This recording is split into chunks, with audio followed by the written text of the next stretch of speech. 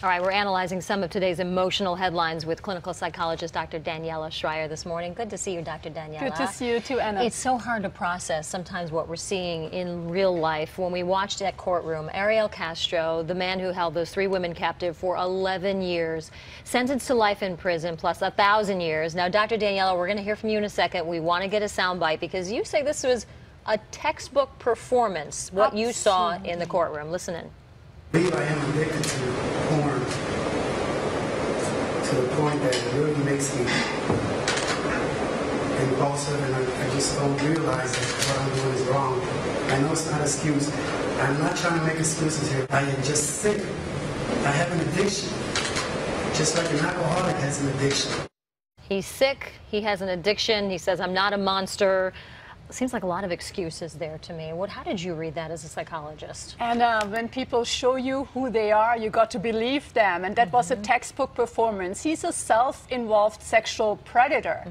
Okay? So you can't take anything that he told you or take that for granted. He's manipulative. Remember, you only got a little taste of him. These women were with him for 10, 11 years. Manipulative. He twisted all the words around.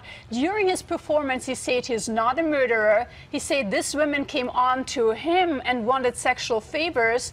He also said that was a house of harmony.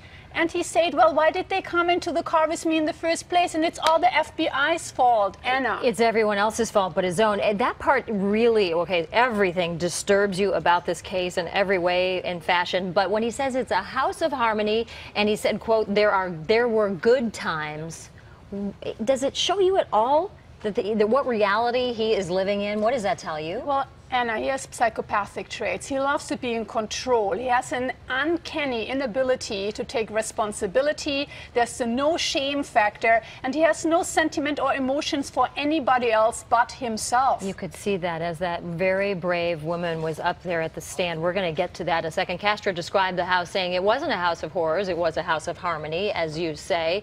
Michelle Knight, though, one of his very courageous victims, being praised for her strength in the courtroom. I got to ask you about her, too. Here's a little bit of what she had to say. You said at least I didn't kill you. You took 11 years of my life away, and I have got it back. I spent 11 years in hell. Now your hell is just beginning. I will overcome all this that happened, but you will face hell for eternity. She's accompanied by her attorney. 7 years in hell. And yours is just beginning. This woman, gosh, what had to be going through her mind? She's very strong. She's a survivor. Remember, she was separated from her own son when he was barely 2 years old, when he abducted her. She's very much faith-based. She's very spiritual, and she always says she believes in God. And I always say this can actually propel people into recovery, because she's trying to make personal meaning.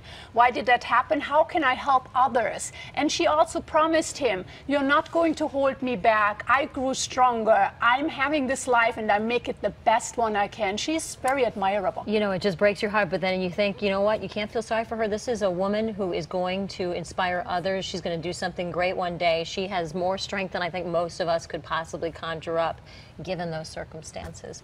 Dr. Daniela, thank you so much. Good to see you. Corey, let's head over to you as we head up to the 8 o'clock hour.